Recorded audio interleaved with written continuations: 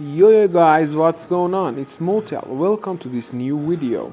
Today we are gonna build chassis for this rector. Of course, this is one of rectors, but we are gonna build one chassis for all of these rectors. And for building this chassis, we use iron channel. And iron channel size is 16 centimeter.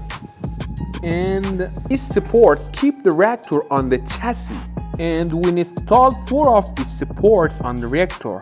Also, we used the 308 or red electrode up there, and for here we used 309 or green electrode.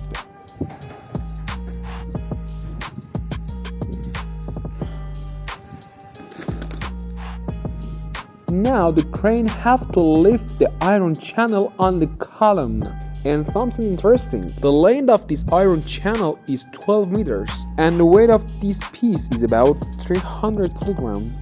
That's cool, isn't it? Now I think this is better to continue without talking. Let's watch the rest of the video.